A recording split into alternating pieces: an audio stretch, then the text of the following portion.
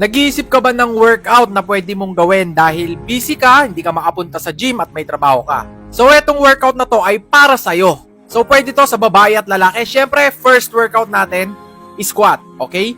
Make sure na hindi masyadong babang-baba ang gagawin yung squat. Sakto lang, ganyan, no? So, magpapantay lang yung tuhod nyo at saka yung puwet nyo. So, yan, 10 repetitions yan, pwede nyong gawing 15. Siyempre, mas maganda yon.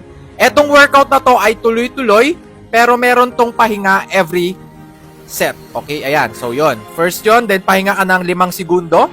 Then, diretso tayo sa lunges. Ang target area naman neto sa ating quads at meron din tong sa ating wet poo. Okay, kung medyo maliit yung puwet mo, gusto mong medyo umuumbok siya pag may nagpapantalon ka, so gawin mo talaga tong workout na to. So, etong workout naman na to ay 20 repetitions nyo namang gagawin. 10 sa kabila, tapos 10 din doon sa kabila. Bali, ang total niya is 20 repetitions.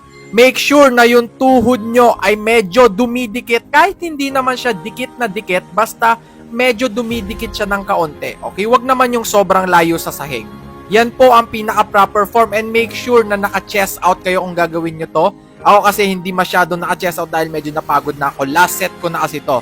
And 4 na ulit yung gagawin tong lahat ng workout na to. Okay? Pahinga ulit ng 5 segundo. Then, pag nakapahinga kunin nyo lang ang hininga nyo. Yan, hinga ng malalim. Then, diretso na tayo sa next workout natin. Target area neto, syempre, sa ating core abs. Okay? Sa mga gilid ng belly natin, pag may taba-taba kayo. And, lalong-lalo na sa lower chan natin. Lower chan. Doon kasi madalas tumataba yung mga taong kain ng kain. So, mahilig kang kumain, dapat gawin mo to. Pwede mong gawin to everyday pag gising mo.